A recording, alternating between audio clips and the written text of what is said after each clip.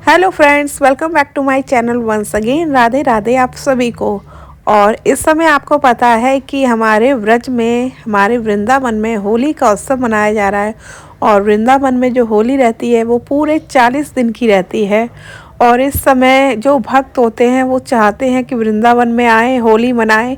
क्योंकि इस समय वृंदावन हो, बरसाना हो, आपका गोकुल हो, रावुल हो या नंदगांव हो, कुछ भी हो, सब जगह होली मनाई जा रही है और बड़े ही धूमधाम से मनाई जाती है। और कहते हैं मथुरा वृंदावन ये जो अगर सबसे ज़्यादा फेमस है तो होली के लिए ही, मतलब जो सबसे बड़ा त्यौहार यहाँ मनाया जाता है वो होली का ही त्यौहार मनाया जाता है। वैसे तो हमारे पूरे भारतवर्ष में होली मनाई जाती है, लेकिन अगर हम बात करें मथुरा वृंदावन रावल गोकुल नंदगांव पूरे 84 कोस ब्रज, यहाँ की होली की तो बात ही अलग है। लोग दूर दूर से, भक्त दूर दूर से आते हैं यहाँ पे होली मनाने और यहाँ की होली देखने। और मैं आज आपको बताने जा रही हूँ कि वृंदावन में इस टाइम होली का, जैसे मैंने बताया, समय चल रहा है। और बहुत सारे भक्त मुझे ये भी कमेंट कर रहे हैं कि मैम इस समय हमें वृंदावन आना चाहिए या नहीं आना चाहिए, हम आने की सोच रहे हैं। तो देखो मैं आपको बता दूं, अब इस समय अगर आप वृंदावन आने की सोच रहे हैं तो पहले तो आपको बहुत ज़्यादा भीड़ मिलेगी, क्योंकि लोगों का कंसर्न यही था इस समय भीड़ कैसी है। अभी तो मैं आपको वृंदावन के कुंज गलियों के दर्शन करा रही हूँ, ये वीडियो पहले की है, लेकिन अभी बहुत ज़्यादा भीड़ हो गई है। तो मैंने सोचा आपके साथ ये शेयर भी करती हूँ, साथ के साथ आपको वृंदावन और कुंज गलियों के दर्शन भी करा देती हूँ। तो वृंदावन में इस समय बहुत ज़्यादा भीड़ है और बड़ा ही मुश्किल है वृंदावन में आना। दूसरी चीज़, अगर आप अपनी कार या अपनी व्हीकल से आ रहे हैं तो और भी ज़्यादा मुश्किल है। भारी कार वगैरह सब रोक दी जाती हैं और इतनी भीड़ है, अगर आपको परमिशन दे भी जाए तो आप अपनी कार लेके कैसे जाएंगे, क्योंकि भीड़ बहुत होती है। और ऐसे में अगर आप आ रहे हैं और आपके साथ अगर बच्चे या बड़े बूढ़े बुजुर्ग हैं तो आपको दिक्कत हो सकती है। अगर आप सोच रहे हैं आप आके मंदिर में जाके ईजिली दर्शन कर लेंगे तो वो भी पॉसिबल नहीं है, क्योंकि मंदिरों में भी इस टाइम भीड़ बहुत ज़्यादा होगी। जो भी आते हैं वृंदावन में वो दर्शन करते ही हैं। और दूसरी चीज़ ये है, मैं आपको बता दूं, होली के समय बहुत सारे लोग ये चाहते हैं कि हम वृंदावन में आए, पूज्य प्रेमानंद जी महाराज के दर्शन करें। उनके दर्शन करने भी बहुत सारे भक्त आते हैं और बहुत ज़्यादा भीड़ हो जाती है। पहले से ही वृंदावन में इतनी ज़्यादा भीड़ हो गई है, बहुत भीड़ हो चुकी है।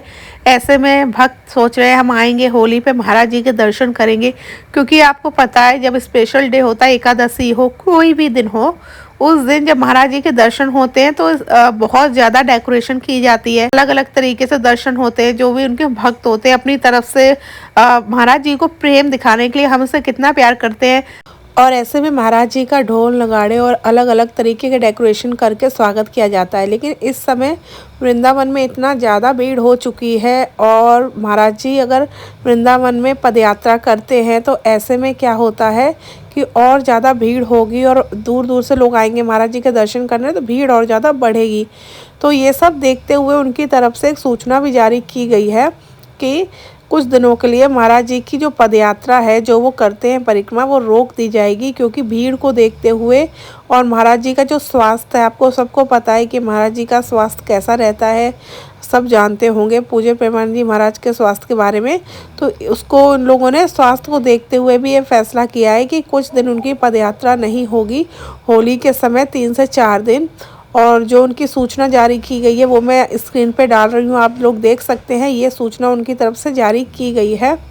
और अगर आप लोग ये सोच रहे हैं कि हम लोग होली पे आके पूज्य प्रेमानंद जी महाराज के दर्शन करेंगे, तो आप ऐसा नहीं कर पाएंगे, क्योंकि रात को महाराज जी के दर्शन नहीं होंगे। ये मैं इसलिए भी बता रही हूँ क्योंकि अगर आप लोग आ गए और फिर आपको दर्शन नहीं होंगे, इसलिए अगर आपको पहले से पता रहेगा तो आप लोग अपना टाइम ख़राब करके यहाँ पे नहीं आएंगे। और सबसे बड़ी चीज़ मैं आपको बता दूँ, देखो वृंदावन में होली के समय भीड़ तो होती ही है और बहुत ज़्यादा भीड़ होती है। अब बात करें यहाँ महाराज जी के दर्शन की या भीड़ की, मैं ये बात इसलिए भी आपके साथ शेयर कर रही हूँ आप लोगों के साथ।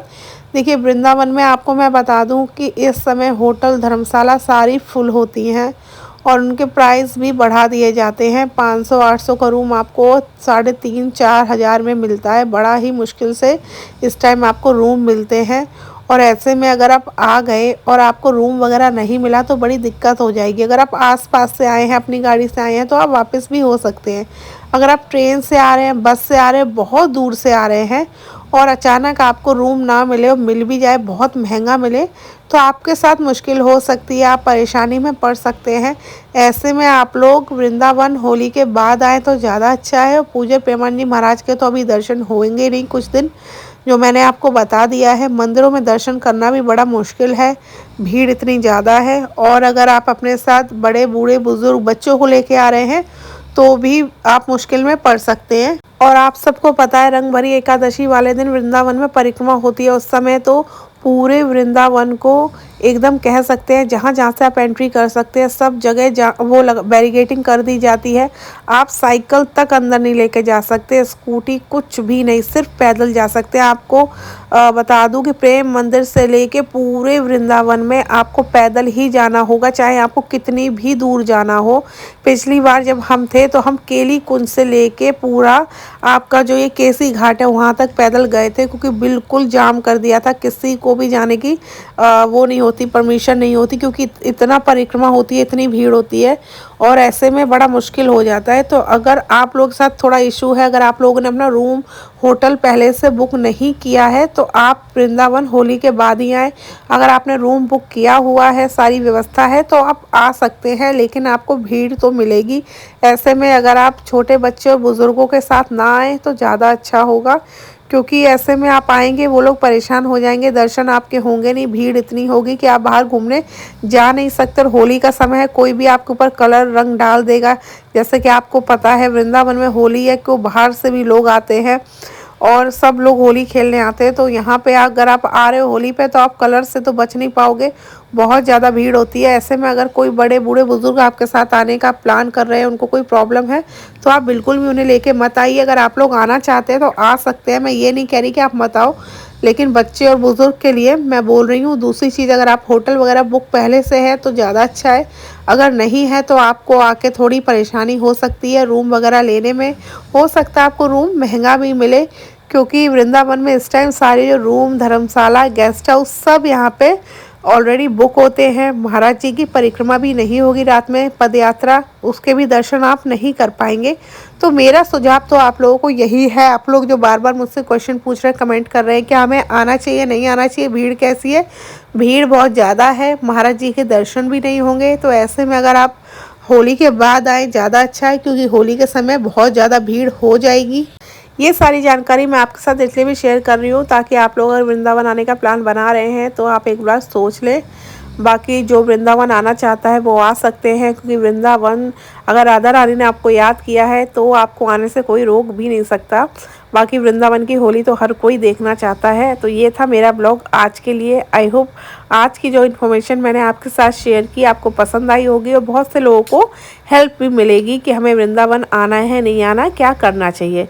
बाकी आपसे मिलेंगे अपने नेक्स्ट ब्लॉग में, तब तक आप मेरे चैनल को लाइक करें, सब्सक्राइब करें, शेयर करें। अभी के लिए राधे राधे। राधे राधे।